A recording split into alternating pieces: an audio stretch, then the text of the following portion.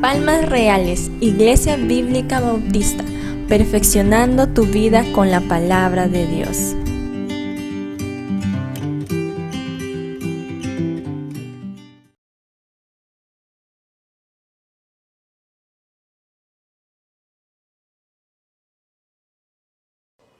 Capítulo 2 de Segunda de Tesalonicenses, capítulo 2, versículo 13 al 17. ¿Lo tienen?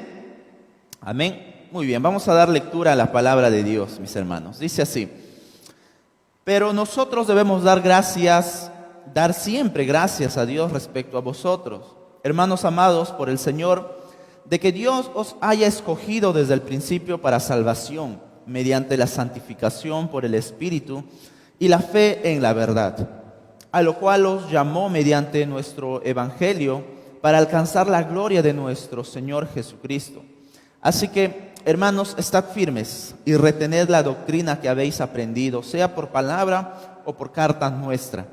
Y el mismo Jesucristo, Señor nuestro y Dios nuestro Padre, el cual nos amó y nos dio consolación eterna y buena esperanza por gracia, conforte vuestros corazones y os confirme en toda buena obra. Hasta allí nada más el texto de esta noche.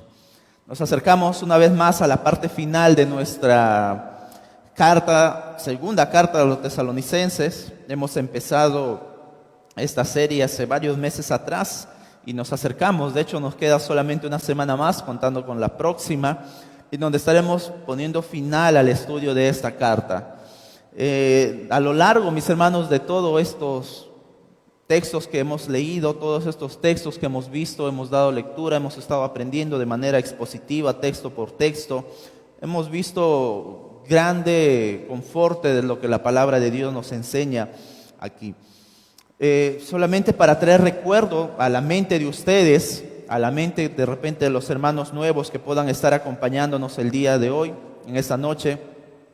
La semana pasada habíamos estado tocando un tema muy importante, como todos lo son obviamente en el texto de la palabra de Dios, pero estábamos tocando el tema con respecto al día del Señor, el día del juicio, ¿verdad? Usted recordará que la palabra de Dios se refiere a la venida de Cristo, que es un evento específico, y otro es el día del Señor, que es otro evento específico. El día de Cristo, la venida de Cristo, el día del Señor Jesucristo, la manifestación del Señor Jesucristo, es un evento solo que consta, como vimos en la primera carta, que Jesús viene por su iglesia, ¿verdad? El texto dice, literalmente serán llevados o juntamente nos uniremos con el Señor Jesús en los cielos. Sin embargo, el día del Señor, el día del juicio, el día de la ira del Señor es otro evento totalmente diferente. ¿Cuándo se lleva a cabo este evento? Al final del periodo de la tribulación. Cuando el Señor venga específicamente a dar justicia, a dar venganza contra sus enemigos, a dar venganza contra el pecado y muchas otras cosas más. Bueno, la iglesia, por la persecución que estaba pasando, por la dura persecución, las tribulaciones que estaban teniendo, estaban siendo acosados, estaban siendo perseguidos, creían que se encontraban en el día del Señor, que estaban a punto de estar en ese tiempo. Porque Pablo había dicho que, vendrá mucha persecución. Sin embargo, estos hermanos habían entendido mal, no por ellos mismos, sino por falsos maestros. Falsos maestros que llegaron a la iglesia diciendo que no, las cosas no son así. Además, tenemos una carta escrita de Pablo, una carta falsa. Pablo no había escrito ninguna carta. Y Pablo les escribe esta segunda carta y entonces allí les aclara primero que antes que venga ese día especial habrán señales. Y vimos dos específicos. Uno, la apostasía, que será la madre de todas las apostasías de todos. Es decir, habrá una gran renuncia de la fe para que puedan seguir específicamente a este hombre de pecado que habíamos visto, el anticristo. Y también la manifestación del hombre de pecado, el hijo de perdición, más conocido como el anticristo. Ahora Pablo quiere tocar algo interesante para nosotros, porque podríamos estar pensando, uy, ese evento será muy penoso, muy triste, y sí lo va a ser. La narración de Apocalipsis es muy fuerte, es muy duro, destrucción, sangre, guerra, la luna se convertirá en sangre. Hay una muestra completamente desastrosa para todo ser humano. Y podríamos decir, ¿vamos a estar allí nosotros? No, los creyentes no vamos a pasar allí, mis hermanos. Y es por eso que Pablo le dice, tenemos que estar anclados en la palabra del Señor, recordando las enseñanzas de la palabra. Y así que ahí viene una gran pregunta: ¿quiénes estarán en este juicio? Primeramente, los que se pierden, es decir, aquellos que no recibieron el amor de Dios, versículo 10 del mismo capítulo 2. Versículo 12, aquellos que no creyeron la verdad, o aquellos que se complacen en la justicia. Ellos van a ser merecedores de ese día del juicio, día de la ira del Señor. ¿Y qué pasa con usted? Es donde Pablo, ahora en el versículo 13 en adelante que hemos dado lectura, nos va a hablar, nos ha enseñado por medio de estas palabras.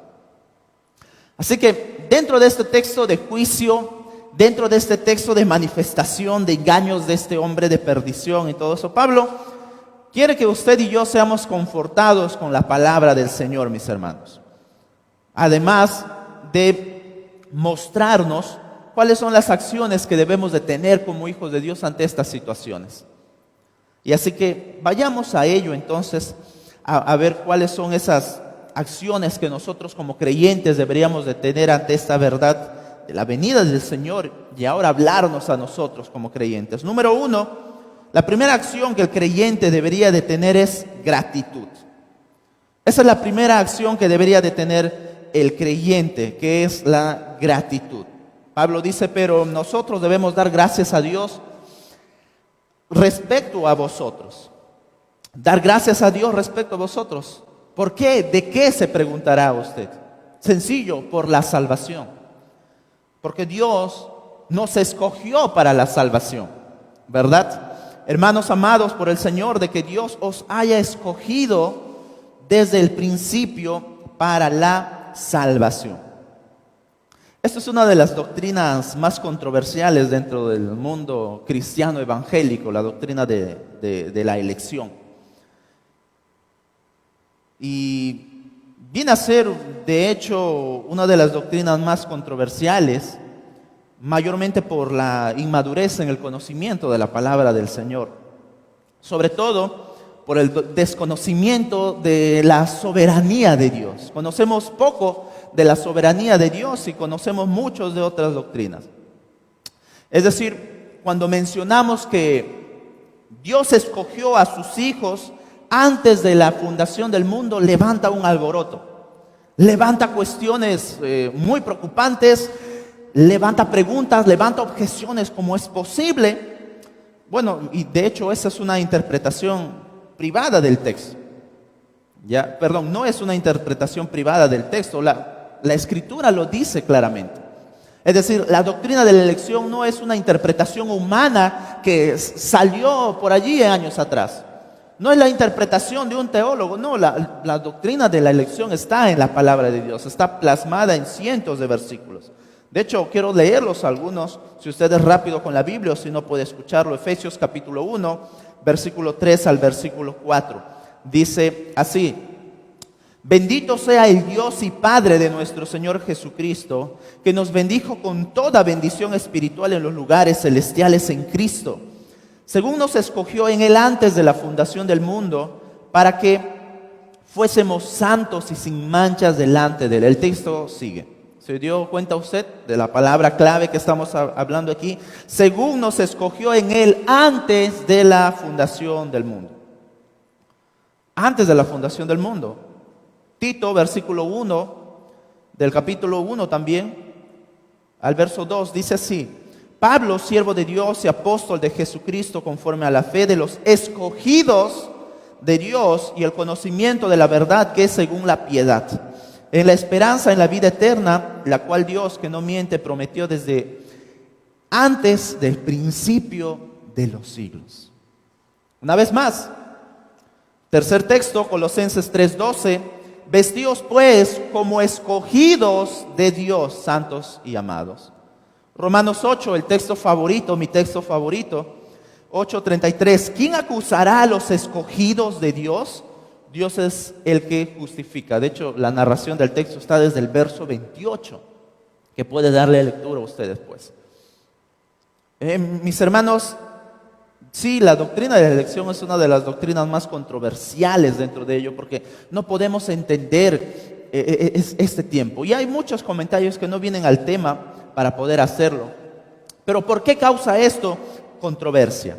El problema sencillamente reside en no aceptar lo que dice la palabra del Señor. Hay muchas objeciones, hay muchas preguntas, lo sé, y sobre todo este tema se vuelve muy complicado para algunos, ya que se ponen a pensar más allá de lo que la Escritura revela. Por ejemplo, si Dios a mí me ha escogido para estar en la iglesia, para ser salvo, entonces a otros escogió para el infierno, ¿verdad? ¿Ha escuchado usted esa objeción? Esa pregunta. Si Dios me ha escogido a mí, entonces lógicamente, Dios ha escogido a otros para el infierno. Lógicamente Dios escogió a otros para que sean condenados. Y déjeme decirle que no podemos ir con esa lógica de culpabilidad ante Dios, porque Dios no revela eso. La palabra de Dios, por medio de la Escritura, no nos muestra pensar más allá de ello, y sobre todo haciéndole culpable a Él de que el mundo sea condenado. Mis hermanos, la verdad de que Dios ha escogido para salvación a algunos no significa que los demás han sido escogidos para condenación.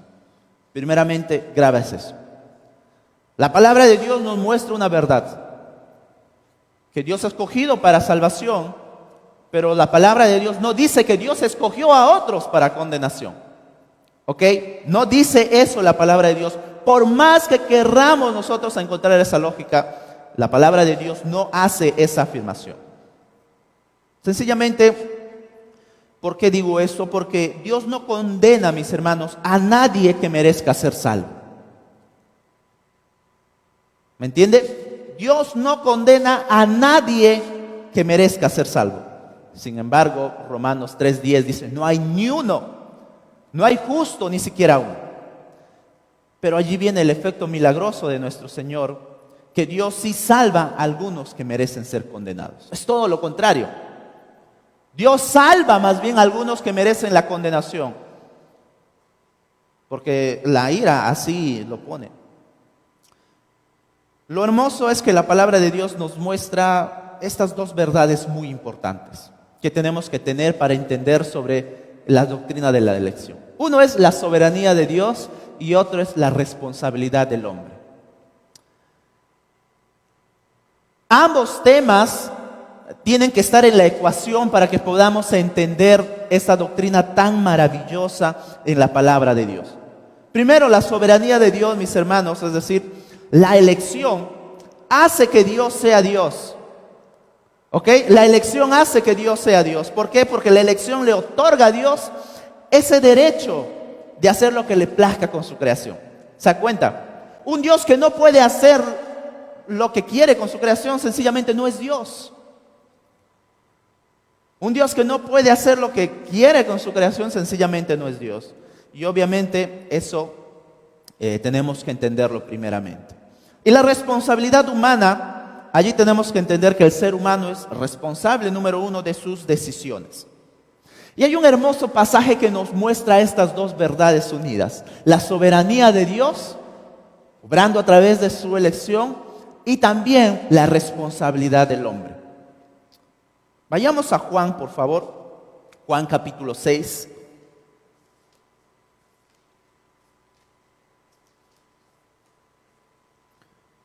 Este texto es el que va a aclarar todas nuestras dudas, si tenemos alguna, sobre este tema. Juan capítulo 6, versículo 37. Dice así el texto de la palabra de Dios: todo lo que el Padre me da, que dice, vendrá a mí. Y el que a mí viene, no le echo fuera. ¿Se da cuenta usted allí?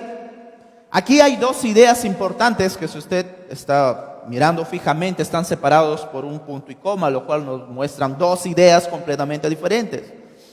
La primera habla sobre la soberanía de Dios aquí en la elección. Habla sobre la soberanía de Dios. Y aquí tenemos numerosos pasajes. Por ejemplo, permítame dar lectura rápidamente. Segunda de Tesalonicenses 2:13, que ya hemos leído. Romanos 8:33, ¿quién acusará a los escogidos de Dios? Juan 6:37, todo lo que el Padre me da, vendrá a mí. Es decir, Él tiene ese derecho. Él tiene ese derecho de ser soberano. Ahora, esa labor lo tuvo que hacer alguien en nosotros. Esa labor de que usted, si es un creyente acá, seguramente está convencido de su salvación. Y esa labor no fue por sus obras. Esa labor que Dios hizo hacia usted no fue porque usted es buena persona, no fue por sus capacidades humanas, no fue por su gran corazón. Mis hermanos, sencillamente Pablo lo va a mostrar una vez más en el versículo 13 de Segunda de Tesalonicenses. Dice: hermanos amados en el Señor, de que os haya escogido desde el principio para salvación, mediante la santificación. ¿Por quién? Por el Espíritu. ¿Quién es el que obró en esta labor en nuestras vidas? ¿Quién es ese ente principal para que esto se dé en nuestras vidas? El Espíritu Santo. El Espíritu Santo, mis hermanos. El agente principal para que la soberanía de Dios se haga efectiva en nuestras vidas es que esté participando aquí la tercera persona de la Trinidad. Usted no puede venir solo a Dios. El Espíritu es el que nos santifica, el Espíritu es el que nos regenera y además el Espíritu Santo es el que nos convence de pecado.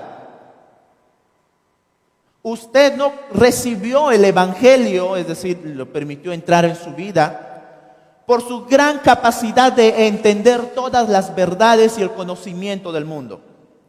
Usted puede ser el más inteligente del mundo y no entender la verdad más básica de la vida que tenemos registrada en la palabra de Dios, el Evangelio.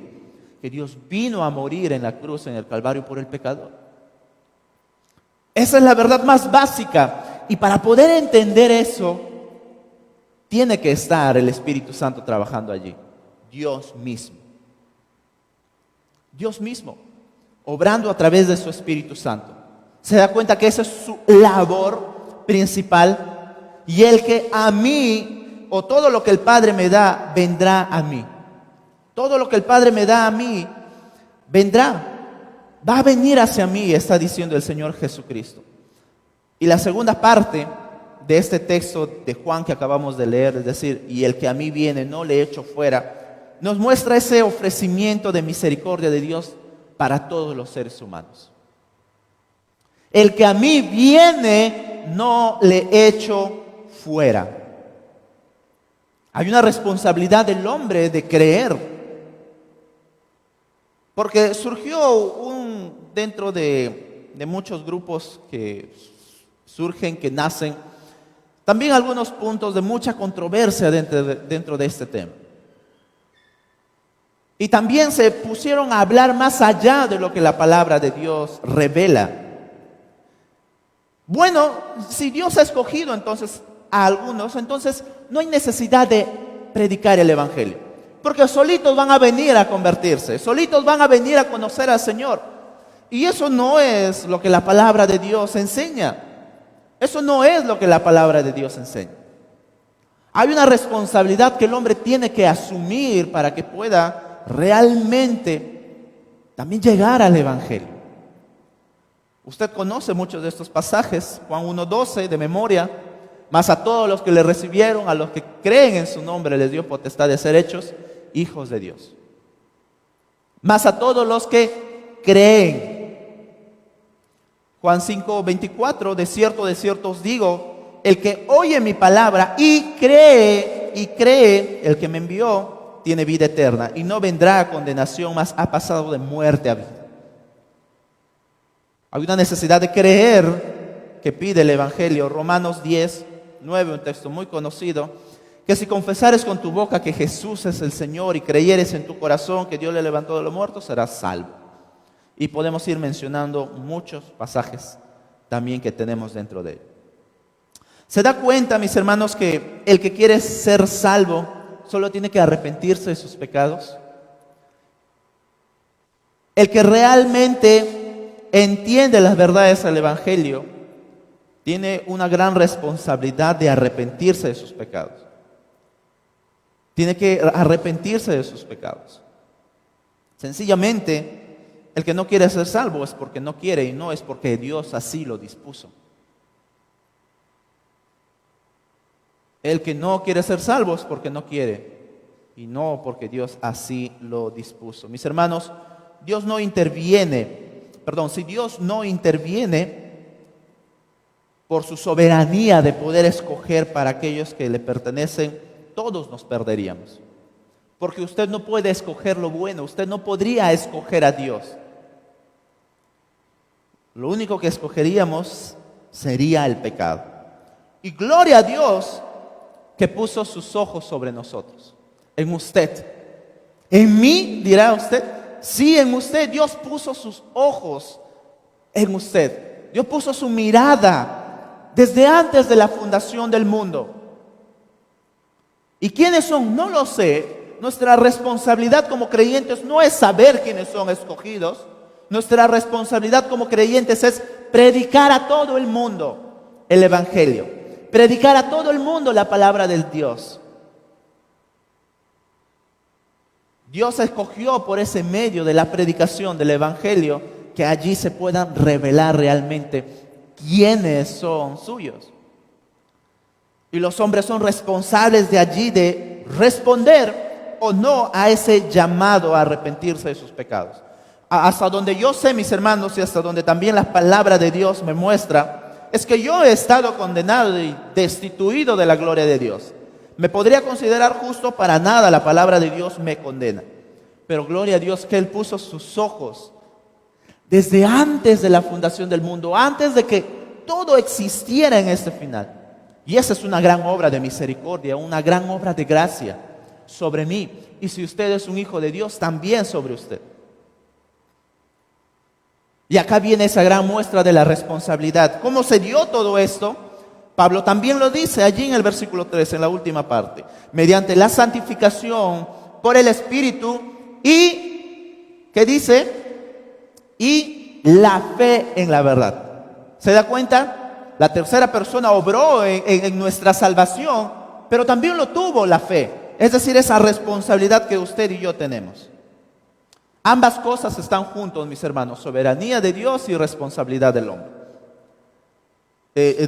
Yo entiendo, ahora puedo entender por qué causaba muchas controversias esta doctrina. Lo hizo en mí, me hizo dudar de muchas cosas, cuestionar a Dios sobre muchas cosas, levantar preguntas, levantar objeciones. Sin embargo, esta doctrina realmente nos lleva a humillarnos a nosotros de quiénes somos y quién es Dios. Y Él como Dios, como soberano, como gobernante supremo, tiene ese derecho y lo hizo por amor a nosotros. Sabemos todos que Dios es un buen juez, ¿verdad? Es un buen juez. Pero entienda esto, este juez correcto, justo, santo, sin manchas, sin ningún error, lo que hizo para poder salvarnos a nosotros fue aplicar su misericordia, su amor hacia nosotros. De hecho, este juez, este Dios soberano no aplicó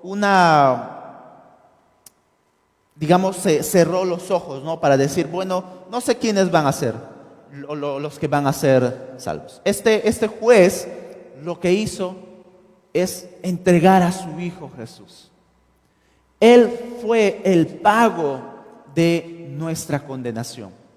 Él fue realmente quien pagó el precio de nuestros pecados para sustituirnos a nosotros en la cruz. ¿Se da cuenta?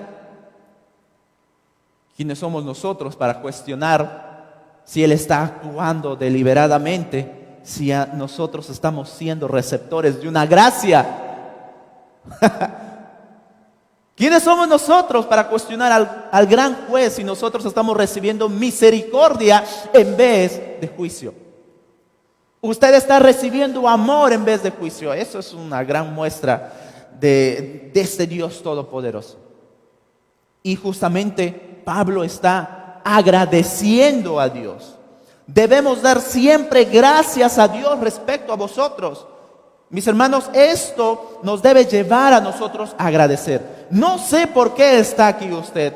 Yo no sé nada de su vida de usted. Sin embargo, debemos de dar gracias a Dios por su vida. No por lo que hizo, no por lo que no hizo, sino por lo que Dios hizo en usted. Sencillamente por lo que Dios hizo en usted a favor, es un motivo de agradecer que estemos aquí juntos adorando y escuchando la palabra de Dios. No hay otra razón. No fue por sus méritos, no fue porque usted desde antes ya había escuchado el Evangelio, no fue por sus recursos, no fue por nada de eso, fue por la obra de nuestro Señor en nosotros. Por la obra de Dios en usted, por la obra de Dios en mi vida. Y allí viene algo en el cual comentaba hace un momento, ¿qué usó Dios para nuestra salvación? Pablo lo muestra en el versículo 14, a lo cual los llamó mediante nuestro evangelio para alcanzar la gloria de nuestro Señor Jesucristo. Pablo prácticamente aquí nos está dando el orden completo de todo lo que es esto. Dios usa el evangelio para que usted y yo podamos venir a Cristo. Sin el evangelio nadie puede venir a Cristo. Sin el evangelio nadie realmente puede conocer verdaderamente a Dios. Así que olvídese de que Buda le va a llegar a conocer a Dios. Así que olvídese que el hinduismo le va a llevar a conocer a Dios. Y olvídese que los testigos de Jehová, los mormones, cualquier otra religión le va a llevar a conocer a Dios. No pueden, carecen de esa verdad, carecen de ese poder que solo el evangelio lo tiene. El evangelio, mis hermanos, es ese mensaje que hace al hombre sencillamente receptor del gran amor de Dios. Y eso, como a hombres o a seres humanos, trae un choque a nuestra cabeza. No tengo que hacer nada para ir al cielo. Es decir, no tengo que dar nada. No tengo que caminar hacia el cerro arrastrado. No tengo que caminar hacia la Meca para ganarme la salvación. No tengo que ofrendar para ganarme la salvación. No tengo que hacer buenas obras para ganarme la salvación. No tiene que hacer nada. Mediante el evangelio solamente tiene que creer en Jesús. Y eso, claro que hace un choque con nuestro esfuerzo humano que siempre está allí para querer ganarse todo con sus propias fuerzas, por sus propios medios, por sus propios recursos. El evangelio es ese mensaje maravilloso, mis hermanos, en donde el hombre solamente es receptor y no tiene que hacer nada más, solamente creer. Es una respuesta. Eso es lo que usted y yo deberíamos de hacer. ¿Cuál es el propósito para eso? Es interesante como Pablo acá lo responde, la segunda parte del texto, en el verso 14, para alcanzar la gloria de nuestro Señor Jesucristo. Para alcanzar la gloria de nuestro Señor Jesucristo. Eso es el propósito de nuestra salvación, ser semejantes a nuestro Señor Jesús. Y eso es el enfoque principal que tenemos en todos los textos de la palabra de Dios cuando nos hablan específicamente acerca de la salvación. El enfoque es ser semejantes a su Hijo Jesucristo. Les leí hace un momento Efesios 1:3, permítame hacerlo de nuevo, por favor. Bendito sea el Dios y Padre de nuestro Señor Jesucristo, que nos bendijo con toda bendición espiritual en los lugares celestiales en Cristo, según nos escogió en Él antes de la fundación del mundo. ¿Para qué? Para que fuésemos santos y sin manchas delante de Él. ¿Se da cuenta? El propósito de la elección es ser semejantes a Dios. Obviamente dentro de ello está la salvación, que nosotros podamos hacer eso, pero siempre el enfoque de la doctrina de la elección es ser semejantes a su Hijo Jesucristo. Ser semejantes a Él. Siempre los textos nos mandan a ello. Así que dentro de todo esto, mis hermanos, yo creo que al entender esta gran verdad, debe causar en el creyente un gran alboroto. Y no quiero causar desorden acá en la iglesia, por si acaso. Pero debe causar una gran alegría, un gran regocijo en nosotros como hijos de Dios. De que Dios nos haya escogido a nosotros para que seamos sus hijos. Eso es motivo para agradecer al Señor. Pero también Pablo va a añadir algunas cosas para que nosotros como creyentes tengamos que responder ante ello. Y Pablo lo va a decir en el verso 15. Tenemos una labor. Así que hermanos, estad firmes y retened la doctrina que habéis aprendido, sea por palabra o por carta nuestra. La respuesta de usted ante esto, mis hermanos, aparte del regocijo, aparte de la alegría que debe traer el entender esta verdad de que nosotros estamos asegurados en Cristo Jesús desde antes de la fundación del mundo, es estar firmes en lo que aprendemos de la palabra de Dios. Seguidamente Pablo menciona que debemos de retener la doctrina que hemos aprendido. Esto es una de las labores principales de nosotros como iglesia, es preservar la palabra de Dios, preservar la verdad de la palabra de Dios. Y aquí es como Pablo lo va a mostrar, las dos formas en cómo aprendemos de la palabra de Dios. Primeramente, lo aprendemos mediante la exposición de la palabra de Dios. Y fue como la iglesia de Tesalónica aprendió el evangelio, aprendió la palabra de Dios, aprendió las doctrinas. Pablo le dice, retened la doctrina que habéis aprendido, sea por palabra. Cuando yo estuve con ustedes, les estuve predicando la palabra de Dios, les estuve exponiendo la palabra de Dios para que usted pueda fortalecer su fe. Mediante estas enseñanzas de Pablo, la predicación, la exposición de la palabra de Dios. Mis hermanos, no hay mejor medio de edificación en comunidad, así como iglesia, que la predicación de la palabra de Dios. No hay mejor medio de edificación para el creyente en comunidad que la exposición de la palabra de Dios. La predicación de la palabra de Dios siempre toma su primer lugar, siempre ocupa su primer lugar sobre cualquier otro tipo de enseñanzas que se pueda dar. Es decir, aún en medio del discipulado, nosotros ponemos una regla en el discipulado, que si usted va a estar en un culto, debe estar escuchando la palabra de Dios en el otro. Porque ni siquiera el discipulado va a quitar ese lugar primordial a la predicación de la palabra de Dios, en donde usted tiene que edificarse. Una vez más, no hay mejor medio de edificación para el creyente que la predicación de la palabra de Dios como congregación, escuchando el mensaje de la palabra de Dios. Y lo segundo que Pablo va a mencionar sobre cómo debemos de estar firmes en la doctrina que hemos aprendido, lo dice allí seguidamente, o por carta nuestra. Mis hermanos, es decir, por la Escritura. Lo otro y primordial en la vida de edificación del creyente, aparte de exponerse a la predicación de la palabra de Dios, es exponerse a la palabra de Dios mismo. Es decir, a que usted diariamente pueda ir y acudir, a alimentarse del mensaje que Dios quiere enseñarle en ese momento. Y note usted cómo Pablo ya sabía que sus cartas debían ser leídas, que debían ser practicadas, que debían de tener en suma importancia dentro de la vida de la iglesia. Ya le estaba otorgando esa autoridad el apóstol Pablo a sus escritos. Debe de hacerse así como yo les he enseñado y así como yo les he escrito. Eso es lo que deben de aprender, eso es lo que deben de seguir y no aceptar a ningún otro charlatán, no aceptar a ningún otro que viene falseando mi escritura, mi pluma, mi mensaje, cosa que yo nunca he dado, dice Pablo. Ustedes deben estar firmes, deben estar convencidos, viviendo y practicando lo que yo les he enseñado, lo que yo les prediqué y también lo que les he escrito. En eso, sencillamente en eso, no se dejen engañar por otros. Y eso, mis hermanos, trae una confianza hermosa en nosotros y porque en medio de todo eso Pablo va a dar una confianza que debe de tener el creyente en medio de esas grandes verdades que está diciendo. Versículo 16 al 17.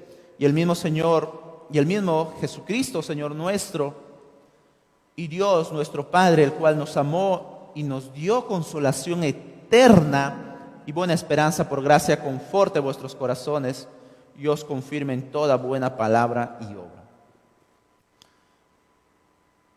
En medio de esta preocupación que Pablo está aclarando en estos hermanos de la iglesia, él termina con una oración.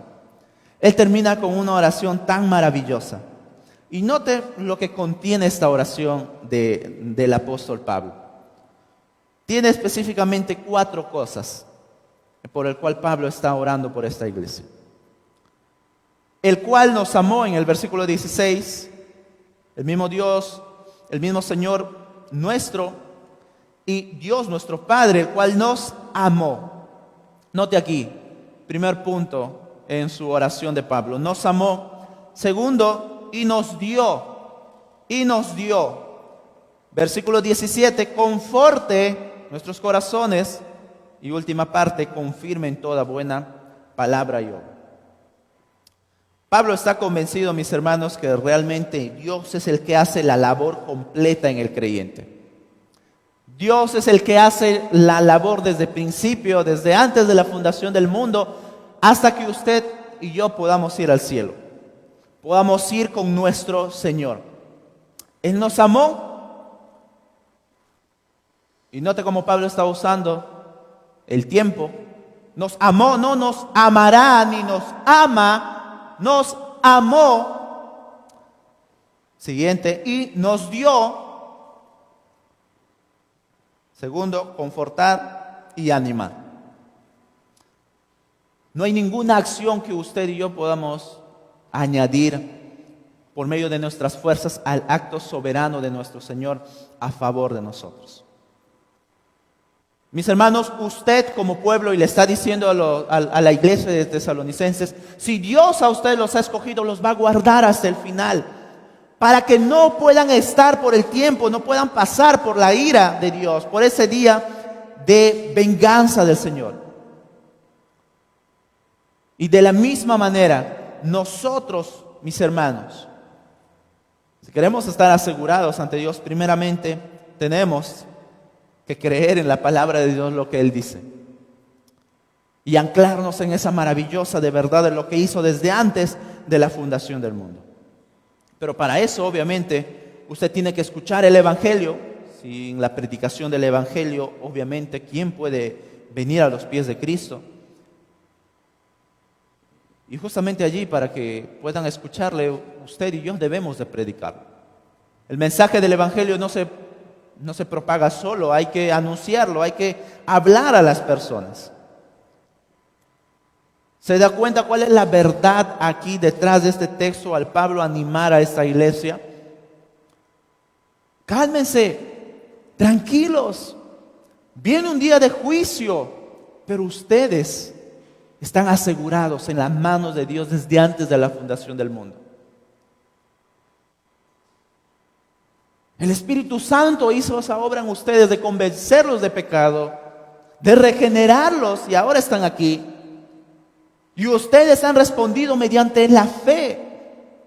Oh, glorioso evangelio en el cual ustedes han escuchado y ahora están aquí.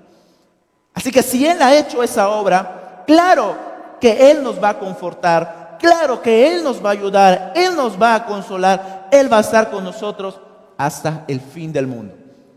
¿Quién puede tocar a los hijos de Dios? Romanos 8:28. Nadie. Ahí mismo todo el texto. ¿Quién nos puede separar del amor de Dios? Completamente nadie. Nada ni nadie puede tocar a los hijos del Señor, mis hermanos. Nada ni nadie. Esta es la verdad que esta iglesia quería saber, y para sencillamente terminar, note cómo el centro del apóstol Pablo estaba completamente basado en la doctrina de la Trinidad, y es como aquí lo vemos, versículo 16, y el mismo Jesucristo, Señor nuestro y Dios, nuestro Padre, el cual nos amó y nos dio consolación, y sigue el texto. Pablo menciona aquí a las dos personas de la Trinidad y usted estará diciendo, ¿y dónde está la tercera? Bueno, ya lo hizo anteriormente, mostrándonos que esta tercera persona de la Trinidad fue el que logró nuestra santificación. Que podamos llegar a Dios, que podamos realmente conocer la palabra de Dios, nos regeneró. Y la gran pregunta es, ¿por qué Pablo primeramente menciona al Señor Jesucristo? ¿Verdad? ¿Ha notado eso? Pablo menciona primeramente al Señor Jesucristo y no al Padre. El Padre más bien está segundo aquí. Bueno, no es que Pablo consideraba a Jesucristo mayor que el Padre, obviamente no, porque en el versículo 1, Pablo una vez más del capítulo 1 de Tesalonicenses dice, note el orden, Pablo, Silvano y Timoteo a la iglesia de los tesalonicenses en Dios nuestro Padre y en el Señor Jesucristo. Sin embargo, aquí lo hace al revés. Bueno, Pablo sencillamente quiere mostrarnos la unidad que hay en esta gran Trinidad. El Hijo no es mayor que el Padre, así como el Padre no es mayor que el Hijo, ni el Espíritu es mayor que el Padre, ni el Espíritu es mayor que el Hijo, ni el Hijo es mayor que el Espíritu. No, ninguno de esos. Hay un orden en su forma de obrar en el mundo, en la creación. Sin embargo, todos son completamente coiguales. Trabajan en esa verdad. Y escúchame bien, esa bendita y grandiosa Trinidad es la que obró en usted y en mí. Esa bendita, maravillosa y gran doctrina que a veces se nos es difícil comprender, fue la que obró en nuestras vidas. Porque el Padre fue aquel que nos vio, el Hijo que vino a hacer su sacrificio para todos aquellos que deben ser salvos, para todo aquel que cree, y el Espíritu Santo es el que los regenera, los santifica. Oh, mis hermanos, esta noche realmente mi intención es que en su corazón salgamos de aquí confortados, no dudando, no vacilando de nuestra fe, porque seguramente estamos pasando por dificultades, por situaciones muy complicadas. Sin embargo, usted puede ver a través de la palabra de Dios que nuestro Señor puso su mirada en usted e hizo que usted y yo podamos ser parte de este pueblo maravilloso, la iglesia del Señor. Así que permítame preguntarle para terminar nada más. ¿Está usted agradecido por la salvación que Dios le ha dado? ¿Está agradecido por ese gran trabajo, labor que nuestro Señor Jesús hizo en la cruz a favor de usted? ¿O usted viene acá a la iglesia por compromiso? ¿O usted viene acá a la iglesia sencillamente porque no tiene nada que hacer en su casa? ¿O viene realmente a estar agradecido y en agradecimiento a honrar y adorar a este gran, bendito y majestuoso Dios que obró a favor de nosotros? Espero que lo segundo sea la respuesta. Espero que lo segundo sea la intención de nuestros corazones.